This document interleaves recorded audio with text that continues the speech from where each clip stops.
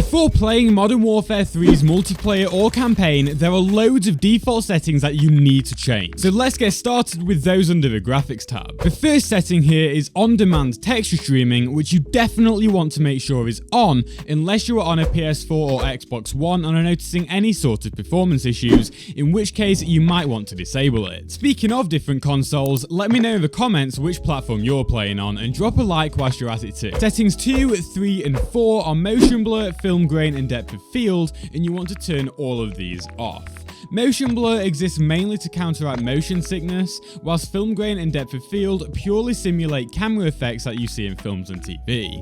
In a competitive shooter though, all these visual options are distracting and can make it even more difficult to see other players. You should absolutely turn them off. Setting number 5 is Fidelity FX, which massively improves the visual fidelity of the game by enhancing the sharpness of all objects in view. I've done a bit of experimenting and think somewhere between 70 and 80 works best, but it does come down to personal preference. Whatever you put it at, the game will look even better and it becomes even easier to spot other people from afar. Setting 6 is the 120Hz mode, which you definitely want turned on if your display supports it. Make sure it's enabled at the console level settings too, so that you get the benefits of a significantly smoother game. Setting number 7 is FOV, which defaults to 80, but I think moving this to somewhere between 100 and 110 is optimal, as it lets you see more and makes movement feel faster without it feeling ridiculously wide.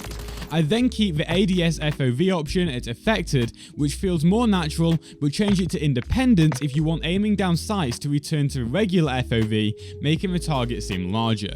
For the weapon FOV option, set this to wide if you set your FOV to anything over 95, otherwise keep it as it is. Before getting into the next few settings, I should let you know that I'm running a massive giveaway of 5 $100 PSN gift cards that you can enter by subscribing to the channel and then signing up to my new gaming website, mybacklog.gg. It gives you fully personalized game recommendations, lets you properly track your games and so much more, so check it out. I've coded it all by myself from the ground up, so I'd love to see you all using it and hear your feedback. There are more details on this in the description. Anyway, setting number 8 is in the interface section and is then at the bottom of the color customization menu.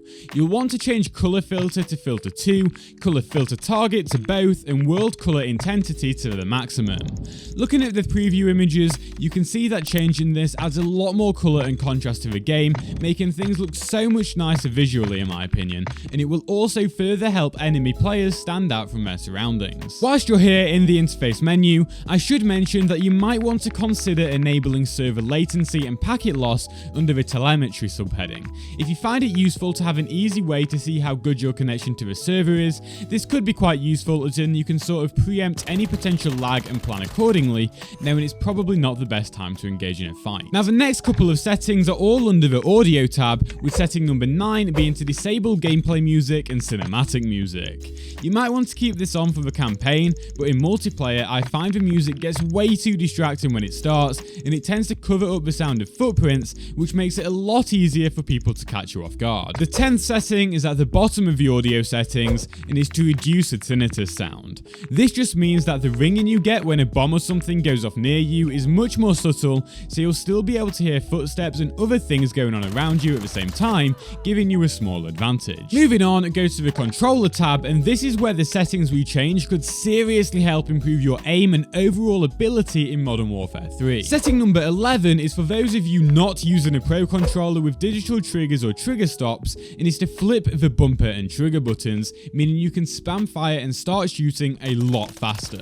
Initially it will be difficult to get used to, but once you have, you'll be a lot better, as you have a massive advantage over other players not using this.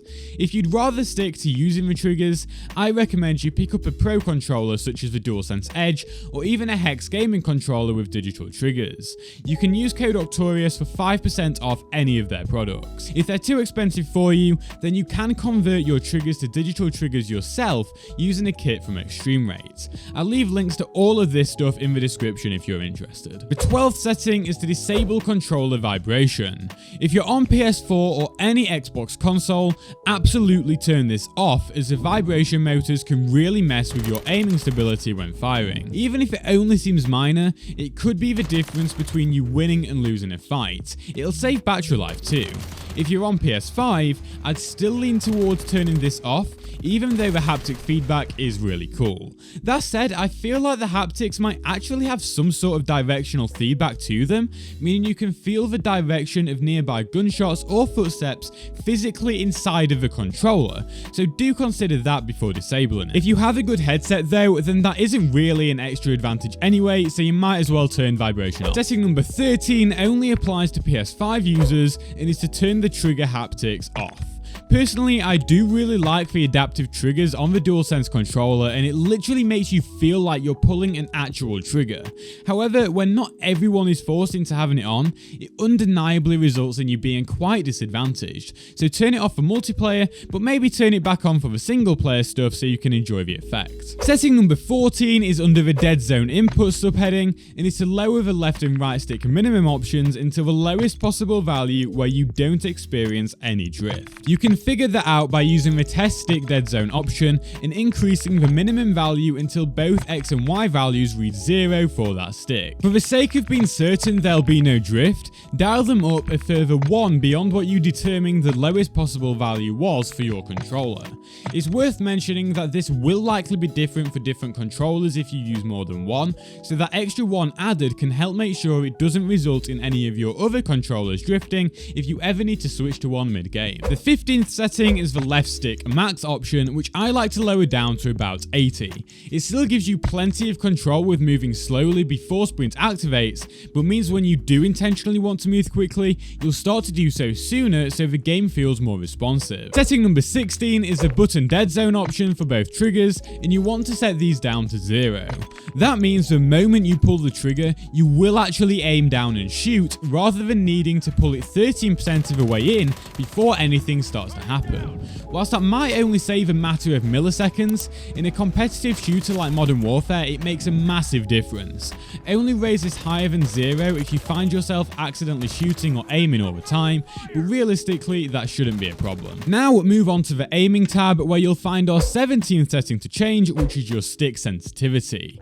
By default this is set to 4, which is in my opinion a lot lower than what most people will play best at. I recommend increasing this to at least 5 or 6 to add more fluidity and responsiveness to your gameplay, but you might want it even higher, so hop into a game and just experiment with it. Setting number 18 is straight below and is the ADS sensitivity multiplier option.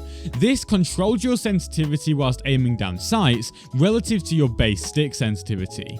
Again, this is going to come down to personal preference, but I find somewhere between 0.8 and 0.9 to be the sweet spot for taking advantage of aim assist, so try out a few values in this range first using a low zoom weapon without a proper scope.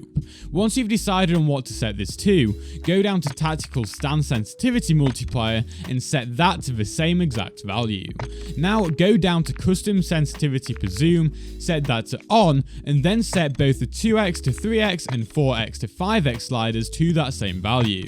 With those set, change the low zoom slider to be 0.05 below what the 2x slider is, and then put the 6x to 7x slider 0.05 above it, and keep going up in increments of 0.05 until you reach 1, where you should then stop and leave the rest also at 1. All these tweaks should make sure you're taking full advantage of aim assist, regardless of the weapon and scope you have equipped. Leave a like if you see your aim improve after changing this. I know mine definitely did, so even though it's complicated, it's absolutely worth it. Setting number 19 is then back next to the tactical stand sensitivity option, and is to set the aim response curve type to dynamic. This will greatly improve your aiming ability without you having to do anything extra. Only keep this at standard if you have basically no prior experience with shooting games. Before moving on to the next main setting, I do want to mention that if you're specifically more used to Black Ops than Modern Warfare, or find that you tend to be better at Black Ops, you can change the aim assist type to use the same assist that the Black Ops games use. Another cool option is motion sensor aiming just below that. This probably isn't for most users, but if you can get used to physically moving your controller to aim, it can feel more like you're moving a mouse, thus giving you a greater feeling of precision and responsiveness. I encourage you to test it out even if you don't think you'll use it, because it's just kinda cool to try. The next two settings are all under the gameplay tab on the controller menu, with setting number 20 being to set automatic sprint to either auto sprint or auto tactical sprint. I like being able to move around really quickly without much effort, so I set this to tactical sprint, though for more control over when tactical sprint is activated, you might want to set it to the standard automatic sprint option instead. I understand that most people aren't as incredibly impatient as me and prefer to use tactical sprint more sparingly, so for most of you, the standard auto sprint option is probably where it's at. Setting 21 is the tactical sprint behavior option, and I recommend changing this to single tap sprint, so instead of having to double press L3 to activate it, you can just move forward and push the stick in. This is how most games handle sprinting behavior anyway, so it's probably what you're used to. Setting number 22 is parachute auto deploy, which you want to set to always so you don't accidentally die from fall damage. That said, this is more important for Warzone. Setting number 23 is to change interact/reload behavior to prioritize reload. This makes it so that instead of having to hold square to reload, you'll be able to tap it so you can reload a little faster in tense situations. If you're trying to interact with something instead, the game will know this, and you'll also be able to do that with just a tap of square without needing to hold it. I honestly have no idea why this isn't the default option. The 24th setting is quick C4 detonation, which you should change to 1x1. With it on 1x1, you can throw a C4 and then detonate it, rather than needing to throw them all before being able to detonate them properly. This makes C4 a lot more powerful in my opinion, as you can use them effectively much faster. Settings 25 and beyond are actually all in the consoles menu, so to see those you'll have to watch my video on the best PS5 settings, or watch the one below it for an honest review of the DualSense Edge controller. Also, like the video and subscribe if this video did help you, and don't forget to enter my giveaway. I want to say a massive thanks to Activision too for sending me the game early and making this video possible.